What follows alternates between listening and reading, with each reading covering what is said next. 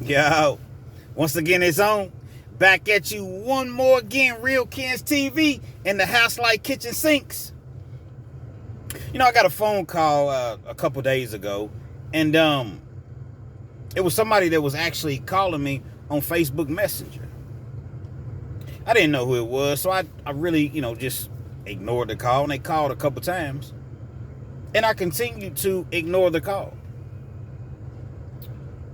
Well, I want to say maybe about 30 minutes later, a message comes through. Pick up the phone, it's your boy. I don't know who it is. I don't have a clue who it is because the profile picture, it wasn't of anyone that I knew. So I'm totally clueless. I'm like, oh man, somebody's trying to play games. I'm not answering this phone. He called back 2 or 3 times, and I'm like, man, who is this? So I ended up answering the phone. Hello? Lo and behold, I recognized that voice. It was a voice from my partner that I knew, I'm talking about since childhood, and he's actually incarcerated right now. He's gotten his hand on a cell phone, and he didn't want to obviously put his real name on his profile picture. And as he was messaging me, he didn't want to say his name. He was like, man, I'm so glad you answered this phone. What is up with you? Now, before we get into this evening's story, if you will, understand I'm the self-proclaimed Mr. 30 Minutes or Better, meaning that anytime I drop a story or video, it's guaranteed to be 30 minutes or better. So if you're on your way to work, you're at work, you don't feel like being there, they're getting on your nerves, you're on your way home from work, you need to laugh, you need to cry, perhaps you're trying to lay down and take a nap or go to sleep at night, depending on whatever time you're listening to this video, or you're just in the mood for a good old-fashioned true penitentiary / life story, keyword being true, is the channel for you. Now, with all of that being said, there is a message.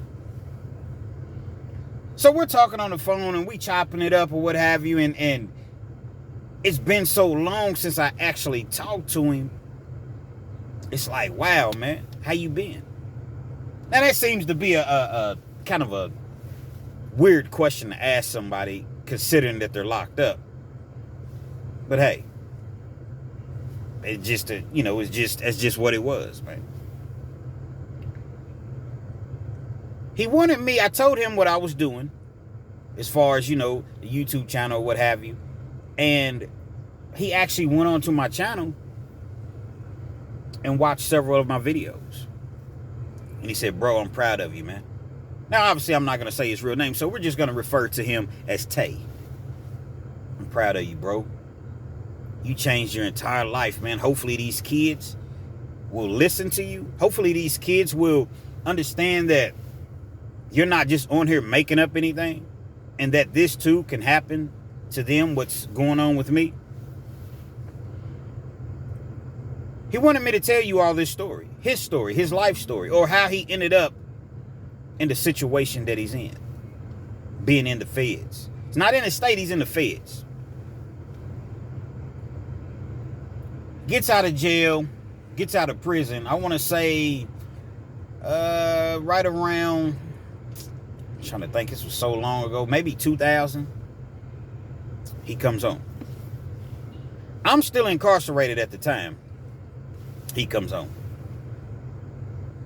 When he comes home, actually, let's take that back. I was not incarcerated in 2000. So let's take that all the way back. We're going to manually rewind that. He comes home in 2003. 2003 is when he gets out. Comes home on parole. Has a 10-year sentence. He did 2 years to the parole board. After he did the 2 years, they gave him parole. One of the smartest dudes I know. He comes home to absolutely nothing. I'm talking about he don't have a dime to his name. I've often told you all how the Kentucky Department of Corrections, how they do you once you're released. I'm not going to say how they do you, but they don't do anything for you. They'll give you a sweatsuit if it's cold outside, or some shorts if it's summertime. The little blue shoes they call Bruce Lee's. And that's it. Whatever money you have on your account is what you take. And a lot of times, they don't even want to give you that money that's on your account that particular day. So when I got out in 2004, I had like $2,400 on my books. And so in the morning time, you're doing what's called a merry-go-round. You go to all, like the library, you go to the medical, you go to the gym, and they have to sign that you don't owe anything. And so the very last step is you go into the administration building to get your check. Then they take you to the gate. Your people pick you up, or if you don't have any people to pick you up, they put you on a bus or van or what have you and take you to the bus station. I'm in the administration building, and they talking about they're going to mail me my check. I'm like, ma'am, I've been incarcerated for like 3.5 years. What do you mean you're going to mail me my check? You all knew that I was getting out. And I got $2,400, almost $2,500, and I'm supposed to go out here with nothing? No, I can't accept that, ma'am. Well, sir, if you don't leave listen, I'm not trying to be any trouble. I'm not, but you all, this is my money. I was very, very persistent. Well, hold on just a second. Hold on. She went to the back. 5 minutes later, she came out with that check. But see, if I wasn't persistent, they were going to literally send me out into the world with $0. So I say all of that to say that's the situation that happened with Tay. When he left, nothing. He came home, kind of had a rough childhood. His father was in and out of the penitentiary, and his mother got high. Not to say anything bad about his mother, but that's just what it was. She got high, so he never really had that structure, that family structure in his life. He was kind of like always out on his own. He had a couple siblings. And it was just a rough childhood for him. So when he comes home with nothing, that's not anything outside of the norm. All the friends, all the people that are supposed to be there for him, nobody would do anything for him. He ended up getting $20. He got $20. He went to the man. He went to the D-man, you know what I'm saying? The dope boy. Bro, I got $20, man. I got $20, man. Can you leave me some room? Leave me some room means, okay, I'm going to give you this 20, and you give me enough to where I can take this 20, sell it to somebody, but still have a little bit left over. Dude shows him a little love. Gives him a double up. He takes the 20. Dude gives him $40 worth of product, if you will. Takes it, sells one of them, he breaks it into two, sells one of them for 20, sells another one for 20. So now he got $40. Goes back to the dude. I got 40, man. Gives him the 40, dude leaves him a little room. And he just grew and grew and grew. Within a week's time, he was already going to the dude, copping a whole ounce at a time. He wasn't spending any money. He wasn't eating fast food. He wasn't buying no clothes. He wore the same clothes every single day. A couple weeks goes past. Now he's going to buy 2 ounces. Now it gets to the point to where every time he's getting money, he's just buying more and more and more. To where he ends up passing up the dude that he was originally, getting his action from, getting his product from. Maintained. Stayed persistent. But he wanted a better life for himself. See, he knew that the street life ultimately would reach a dead end, a boiling point, however you want to put it. As I mentioned, he was very smart. He enrolls himself into school, into college, a real live university.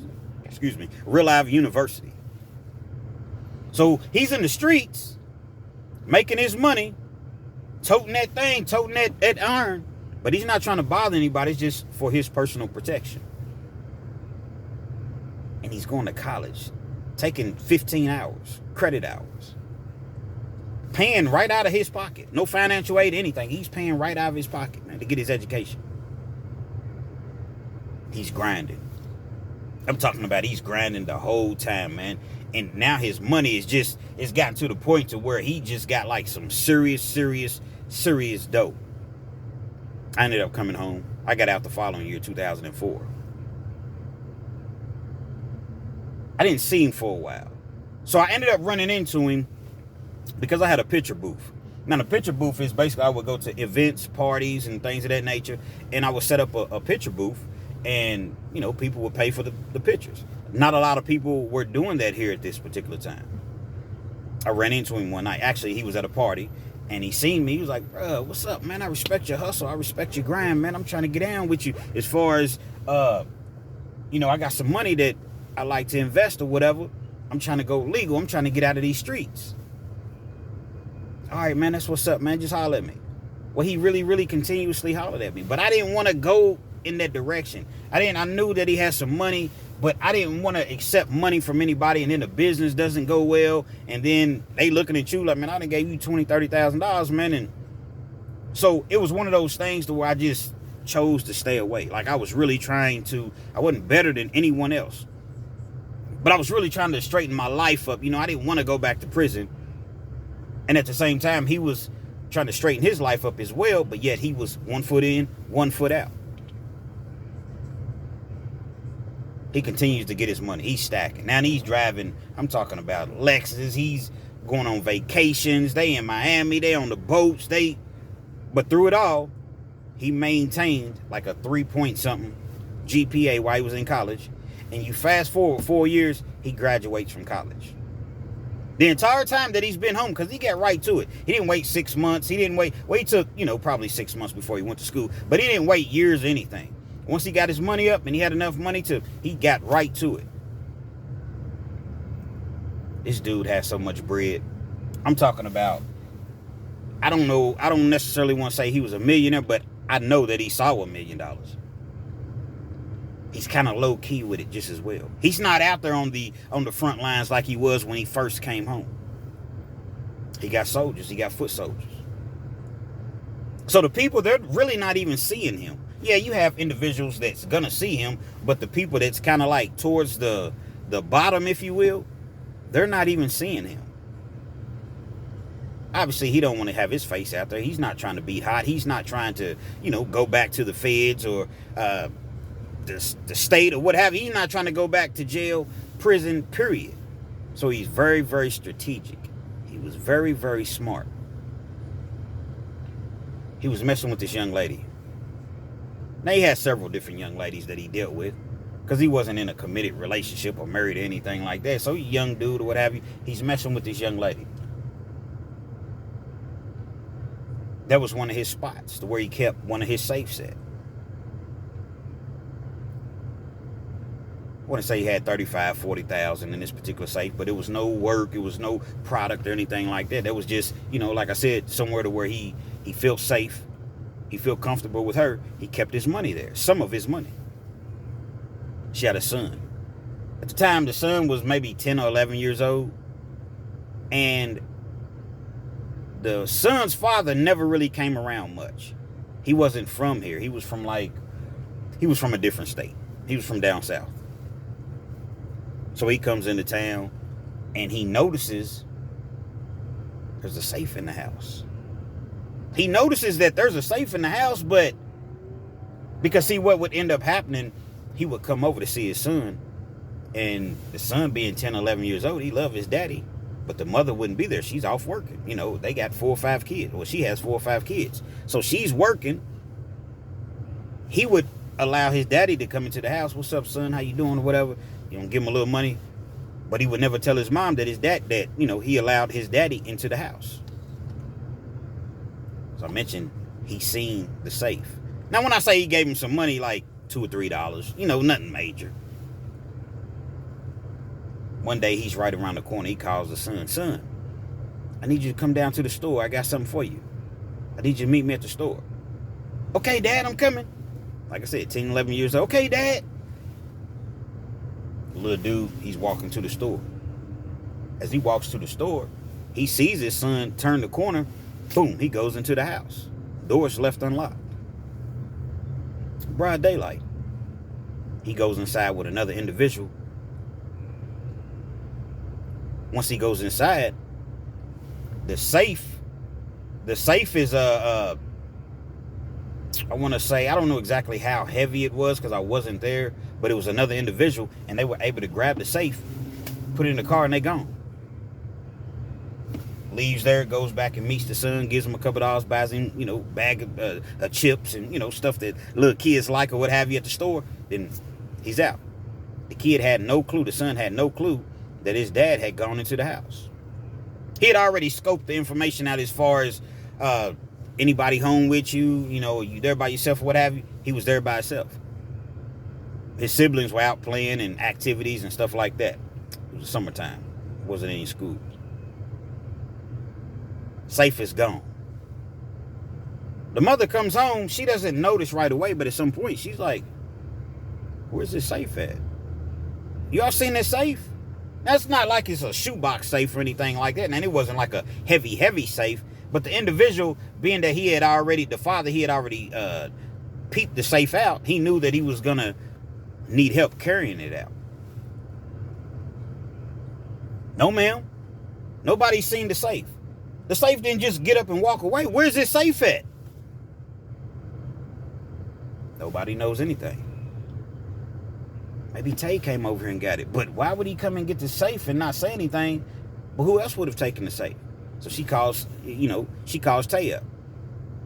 She only seen Tay maybe a couple times a week. It's not like he lived there or he was there every night. What do you mean my safe is gone? Well, I thought you may have known something about it. I came home and the safe is gone. What do you mean my safe is gone? The safe is gone, nigga. Did you take the safe? He immediately stops what he's doing. He comes over there.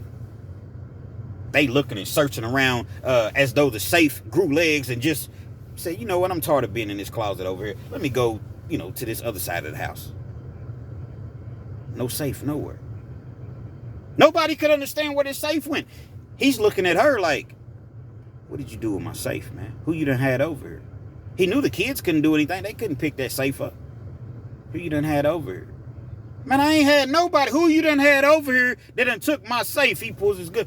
I'm going to ask you one more time. Who you done had over here that took my safe? Man, I told you I ain't had nobody over here. They get to questioning the kids. The son, well, I met my dad. My dad called me, and I met him at the store. I went to the store, and he bought me some chips, but he wasn't in the house. He wasn't in the house.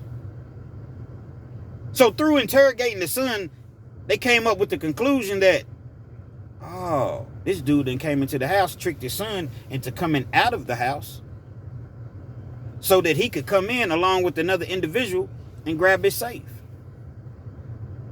As I mentioned, dude, he's from down south. He's not even from here. So now Tay, as one would, expect, he's furious. Who is he? What's his name? Where's he live at? He long gone, man. He's long gone. He done went back down south. He can't come back to Kentucky. Because if he comes back to Kentucky, he's getting murked. He's getting unalive. She feels as though she's in a crossfire. This is the father of my kids, but at the same time, you done really done some rotten stuff. And she knew that he did it because initially when she was calling him, he would not answer the phone for anything. For weeks, he would not answer the phone. So she knew that he did it. Eventually, he ends up coming back, as he so often did. He was back and forth. What are you doing here? You know the dude is looking for you. Dude was a powerful dude. He had goons, man. He had soldiers for real. Now, at $35,000-$40,000, I don't know how they ultimately got into the safe. But apparently, by the time he came back, whatever money that he had and had to split with dude, that money was gone. Because she said that he was looking busted and disgusted. Now he's in the city. But he's having to walk on eggshells because he knows Tay and his crew is looking for him. And 9 times out of 10, it's not going to be Tay. It's going to be one of his guerrillas. Man, I can't deal with this. He goes to the police. Now, this dude is supposed to be a street dude, right? He goes to the police. He tells the police about Tay. Tay's threatening him. He don't know what he's going to do. This dude is a big drug dealer. He got all these friends and, people that work for him, rather. And, his life is in danger. Can you all please help me and protect me? At this particular time, Tay really wasn't on the police's radar like that. Yeah, they knew about him. This quiet whisper, they're hearing little things here and there, but being that he never really had anything and he wasn't out there like that, and mind you, this is like in the early 2000s. So it's totally different from now as far as the technology and things of that magnitude. Now the police, they're investigating Tay at this point based on what the father that stole Tay's money went to them and said. They get to investigating and investigating and investigating. And they find out certain things. This dude has a real live operation. This is not like a small operation. This is a real live operation. He's under investigation. They're watching him. They're following him. They're spending all type of money as far as manpower and overtime trying to get this guy off the streets. But they never could catch him with anything. Basically what happened, they ended up finding one of the individuals. They ended up busting one of the individuals that was in the organization, as they would say. It's not an organization, but that's just how police talk. Yeah, and the syndicate and the organization. Once they get him, y'all know how it goes. They threaten him with the life sentence, 40, 50 years in the feds. He tells everything. Would you be willing to work with us? Because, see, a pair of lips can say anything. They haven't caught Tay with anything. So even though you have this individual saying this, then you have the father saying that, nobody can really tie him to anything. Who is his connect? Where is he getting it from? Who is he supplying it to that's supplying it to you all? So there's all type of discrepancies, if you will, but it's a start. It's a start. So now you have two individuals. Dude decides he's going to work. He wears a wire. Not only is he setting Tay up, he's setting up all the individuals that he's dealing with. Because, see, when Tay would get to work, he's going to give it to, he got a couple people, his right-hand man or whatever, right-hand, left-hand man, however you want to put it. Then they're going to take it, bust it down, whatever, boom, boom, boom, give it to these people. Then they're going to take it and give it to the people on the streets. So that's pretty much how it went. Tay was way up here. As I mentioned, and I'm going to continue to mention, he was very, very smart, man. One person got knocked. Next person got knocked. But nobody's knowing that these people are getting knocked, because when they get knocked, they're going into that interrogation room. Hey, you going to work? Are you going to work with us? Now, Tay wasn't a violent dude whatsoever. There was really, he didn't care about violence. His whole thing was, now don't get me wrong, there was some situations where he got into it, was like he stabbed somebody one time. And he already has done his time for this, So, he did keep that thing on him, but he preferred just to get money. Violence really wasn't his, it was his last option, not his first option. The whole organization, again, I'm just using the words that they're using. It's not like they had a name. Yeah, we the such and such, crew or clique or whatever, the Cash Money crew. No, it wasn't anything like that. Started slowly crumbling. But Tay never knew. Fourth person ends up getting knocked. Once he gets knocked, the whole thing just really, now that's to the point to where Tay figured out exactly what was going on. He's in the house one day. He said that he was in his recliner and he was just like, okay, he's watching TV, but he can see out of the front window. He had a front window to where he could see if anybody pulls up. He had a nice house, man. He had a couple houses. He was really, really getting it at this point. I said, man, with the house, he was like, man, about $600,000. I said, man, you had a $600,000 house? Yeah. So I had a couple of them. He's laid back in the recliner. He said he dozes off. He said, man, I dozed off probably about, 30 minutes. And when I woke up, it was just agents with their guns pointed at me. They didn't kick my door in or anything. He said that they have this thing. And I don't know if you all familiar with this, but he said that it's like a key. And you can put it in the door. And when you put it in the door, it's quiet. You don't hear anything. And it unlocks the door. Keep in mind, wasn't no Ring doorbell and all that stuff back then. And even if it was, I'm sure that they would have disabled it or, something of that nature. They came into the house. He said, I didn't hear anything, man. I didn't hear a word. He said, man, they tore the house up. So they found about $600,000. $600,000 in work and money. House was seized. 4 or 5 cars that he had were seized. Boom. Take him to jail. Once they take him to jail, he's in there a couple of days. The feds immediately come and pick the case up. It wasn't even a situation to where it was a question. He knew. Feds came in, picked the whole case up. They take him to a location to where nobody else is at, as far as people that are on his case. He sits in the county jail for a few months before he even goes to court. He don't even know. He hadn't been arraigned or anything. He literally said that he sit in court a couple months before he had his first court date. He goes to court, eventually gets his paperwork. It's like 13 people on the paperwork. Everybody's pointing the finger at Tay. There were 5 young ladies. They were the mules. They'd hit that highway. They was going up and down the highway. They're going to meet whoever that they're supposed to meet, packing everything back. They're all mothers. What do you think they're going to do? They're obviously all, yeah, he did it. This is what he would pay me or whatever. Then you had the rest that was dudes. Everybody, with the exception of maybe one person, and I'm not even sure about him, but I know for a fact everybody else was pointing the finger and was going to testify on tape.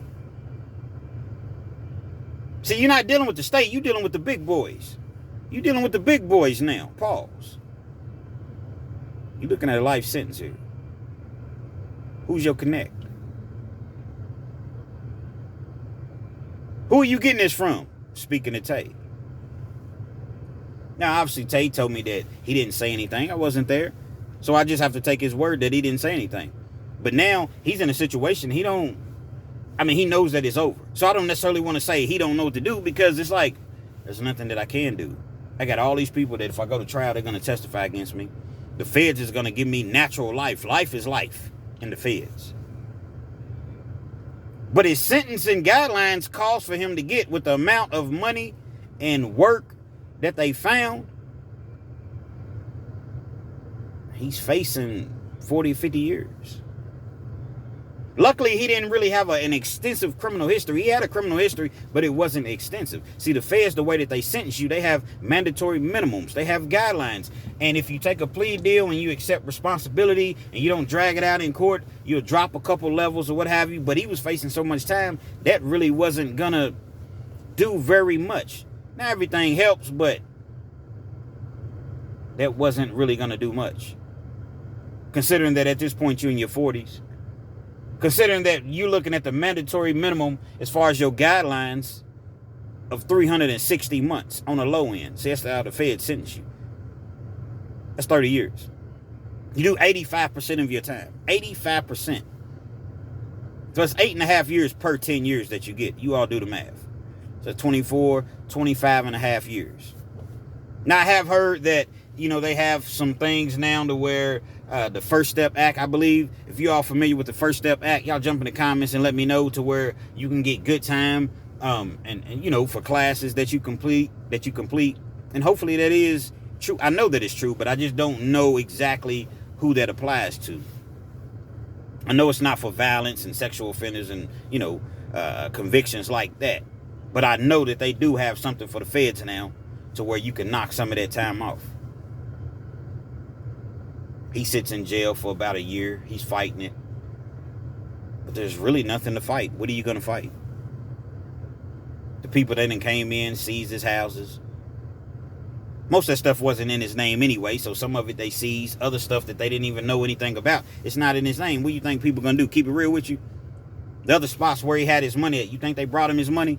Now, I know that he was able to sell a couple cars, and, some people got him an attorney, and, he wasn't just in there messed around. But at the end of the day, he lost everything. He goes to court for final sentencing. After he pled guilty, everybody else had pled guilty. So he had no choice but to plead guilty.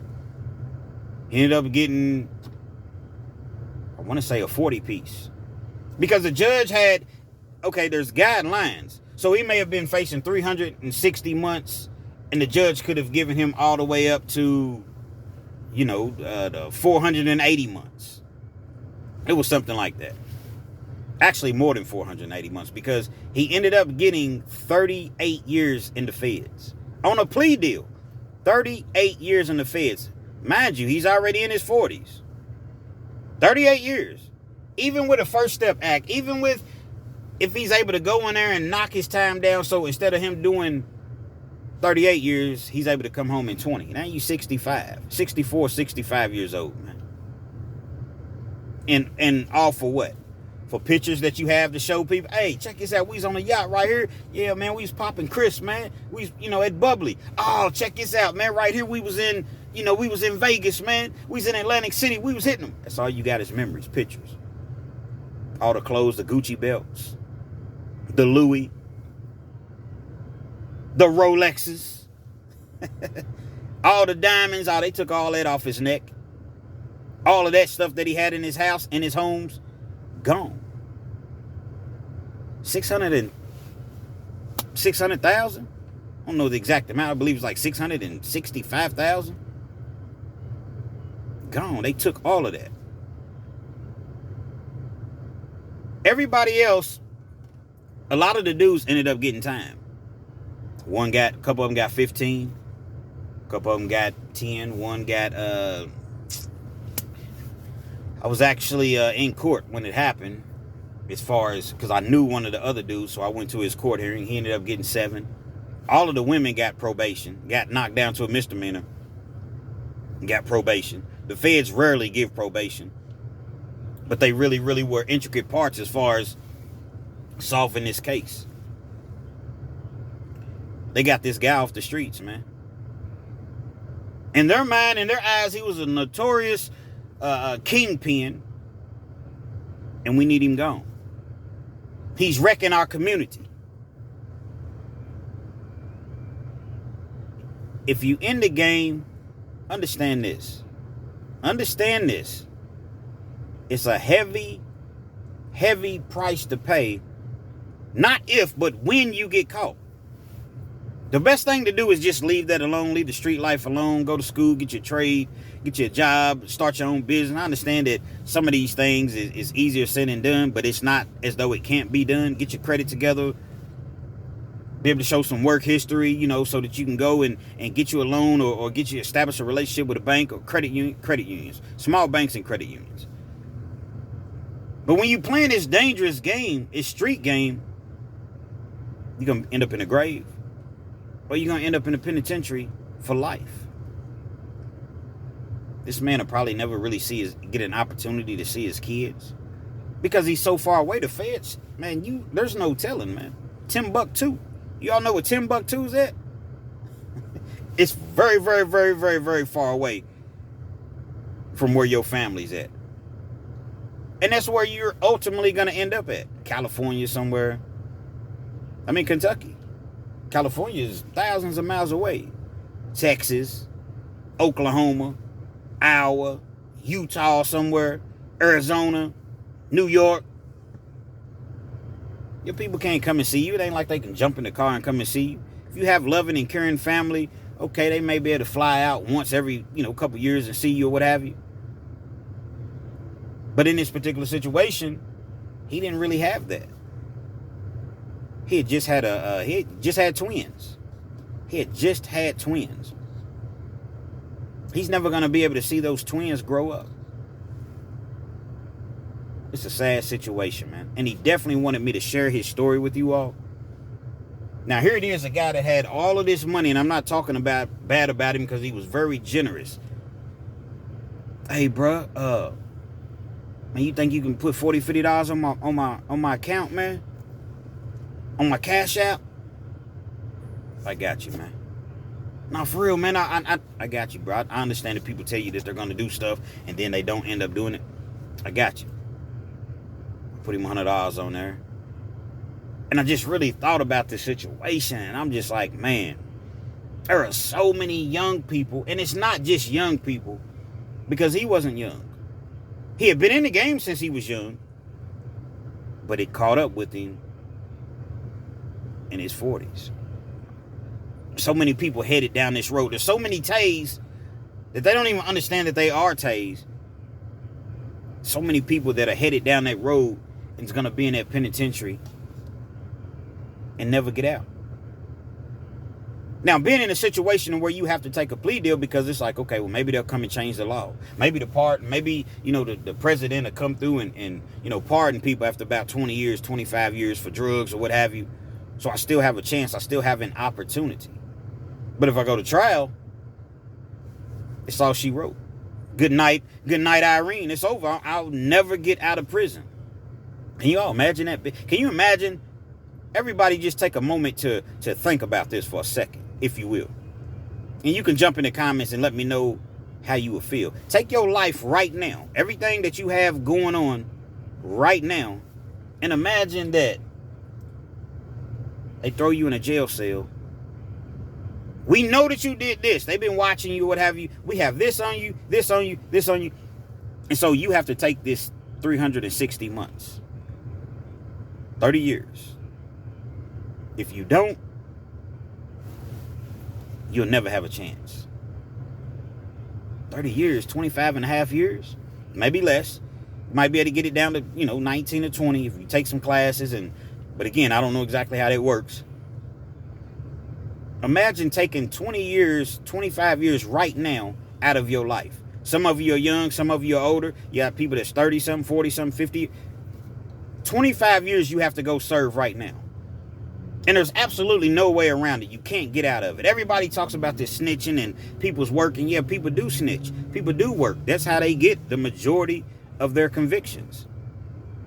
Circumstantial evidence, hearsay, people pointing the finger, signing statements. That's how it works. They use people. People are working.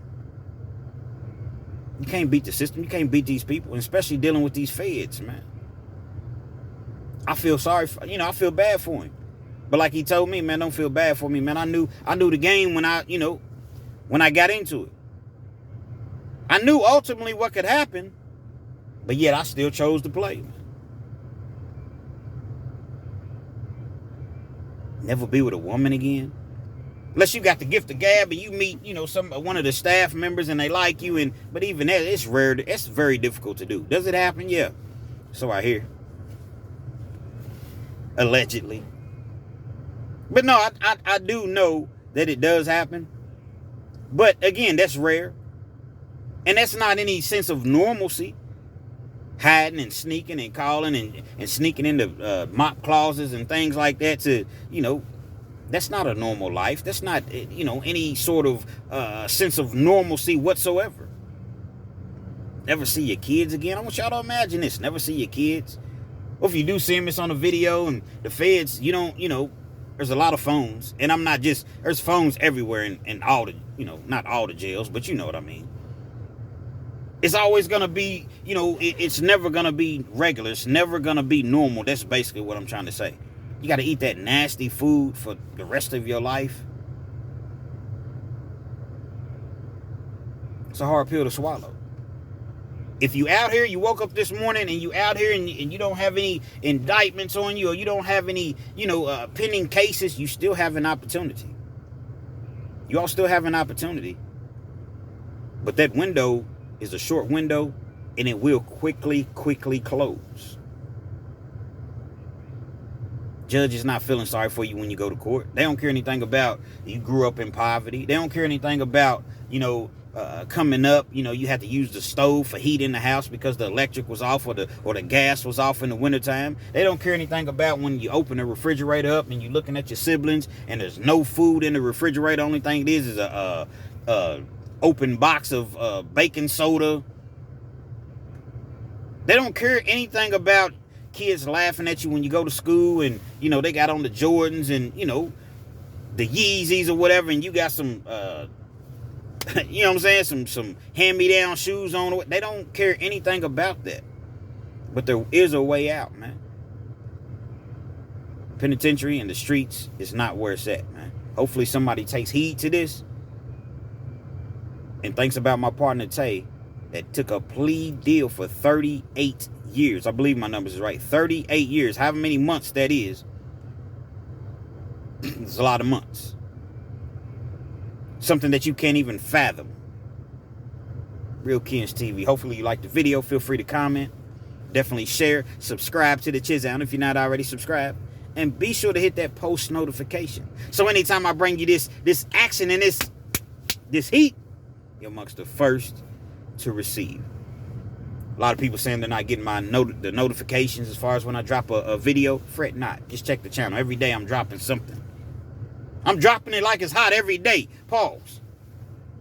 And if it's not every day, it's at least 6 times a week. I'm going to bring you this action and this heat. Real Kens TV, man. Once again, shout out to my dog. Hey, man, Tay, hold your head, bro. Praying for you, man. And, you know, hopefully you get another opportunity at life, man.